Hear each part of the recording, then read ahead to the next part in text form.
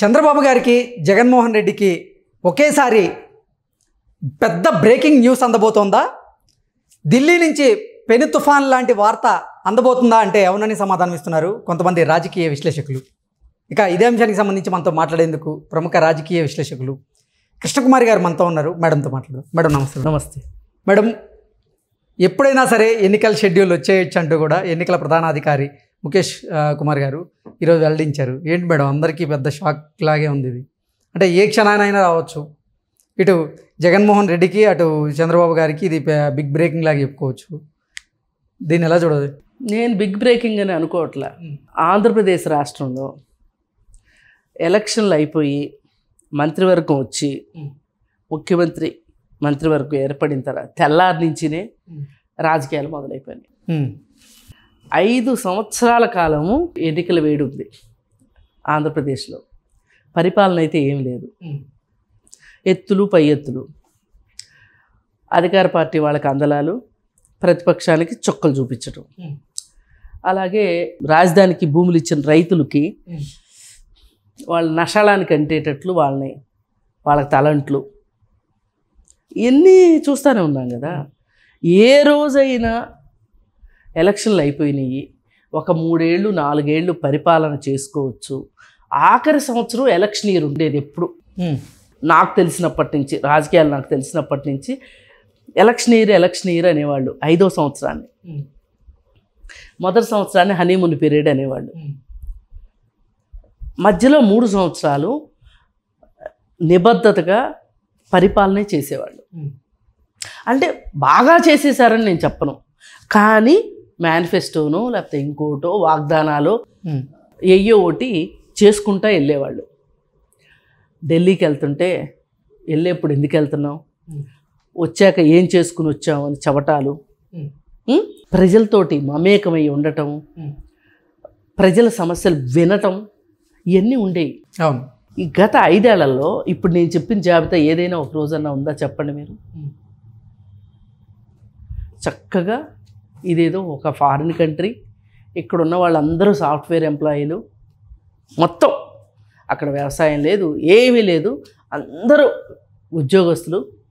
వాళ్ళకి కరెక్ట్గా 2వ తారీఖు 3వ తారీఖు మేట నొక్కితే వాళ్ళ అకౌంట్లోకి జీతాలు వెళ్ళిపోతాయి. వాళ్ళందరూ ఆ జీతాలతోటి చక్కగా అసలు రామరాజ్యం నడిచింది, సుభిక్షమైన పరిపాలన చేస్తున్నానని ఆయన అనుకుంటున్నాడు. అంతే తప్పితే ప్రజల దగ్గర నుంచి వాళ్ళు ఏం కోరుకుంటున్నారు వినాలని కానీ, వాళ్ళు అడిగే వాటిల్లో సమంజసమైనవి అని ఉన్నాయి అని నమ్మటం కానీ, ప్రజల కోసం ఇది చేశాను అని చెప్పటం కానీ ఈ 5 ఏళ్లలో ఏమన్నా ఉందా? లేదు. అంటే ప్రతిరోజు రేపే ఎలక్షను, దానికి తగ్గట్లు ఎత్తుగళ్ళు, దానికి తగ్గట్టు వ్యూహాలు, దానికి తగ్గట్టు అరెస్టులు, దానికి తగ్గట్టు కేసులు పెట్టడం. పోనీ అసెంబ్లీలో చర్చలైనా ఏమైనా అర్థవంతంగా జరిగినాయా? అసలు ప్రతిపక్షము అధికార పక్షము ఏకాభిప్రాయంతో ఆమోదించిన బిల్లులు ఏమైనా ఉన్నాయా? చట్టాలు ఏమన్నా ఉన్నాయా?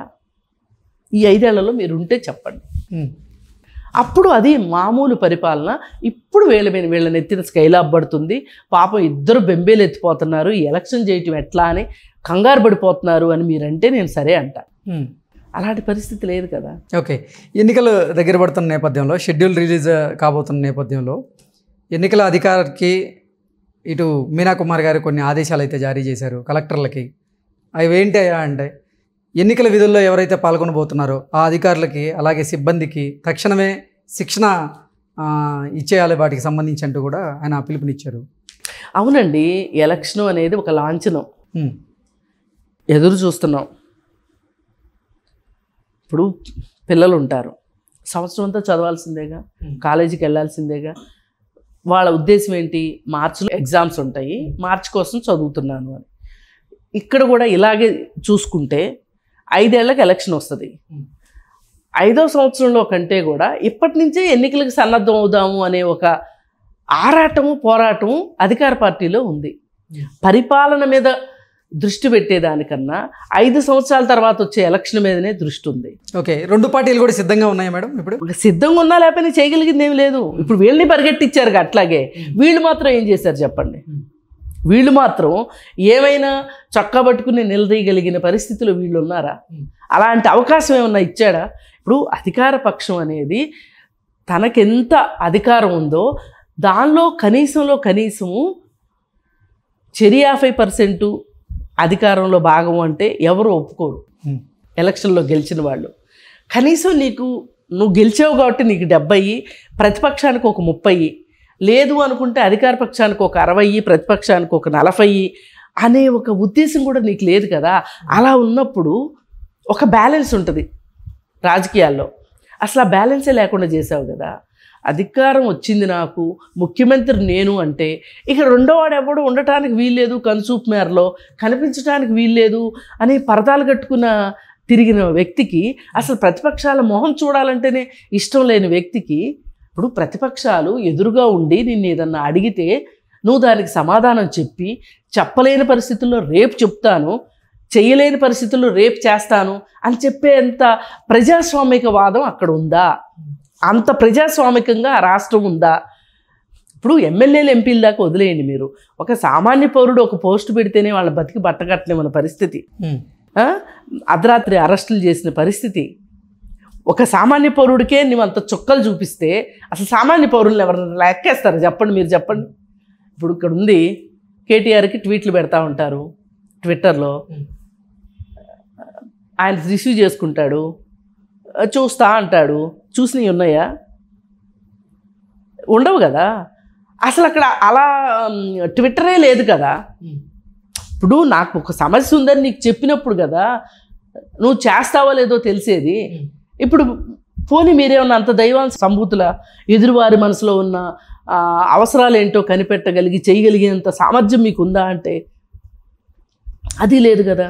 అందుకే నేనేమంటానంటే ఆంధ్రప్రదేశ్కి ఇది ఒక దురదృష్టం. 5 సంవత్సరాలు పరిపాలన అనేది లేకుండా ఎలక్షన్ కోసమే మాత్రమే, 5 సంవత్సరాల తర్వాత వచ్చే ఎలక్షన్ కోసమే పనిచేసి, పైగా నేను 20 ఏళ్ళు నేనే ఉంటాను అనే బీరాలు పలికిన వ్యక్తి ఆయన 5 ఏళ్ల నుంచి ఎలక్షన్కి రెడీగానే ఉన్నాడు.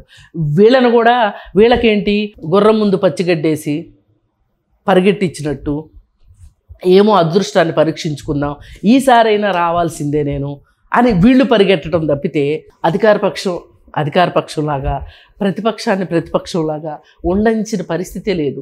అందుకని నేనేమో కొత్తగా ఇవాళ ఇవన్నీ ఏంటంటే ప్రక్రియ మొదలైంది అనుకోవటమే తప్పితే ఈ ప్రక్రియలో వీళ్ళు ఎప్పటి నుంచో ఉన్నారని నేను నమ్ముతున్నాను. ఎప్పుడు వచ్చే అవకాశం ఉంది మేడం? ఈ మంత్లోనే వచ్చే అవకాశం ఉందంటారు? అదే వస్తుంది అంటున్నారు కదా, ఏప్రిల్ 16 ఎలక్షన్ అంటున్నారు, 17 16, 17 అంటున్నారు. ఇది తినబోతారు, వచ్చేందుకు ఇస్తారుగా.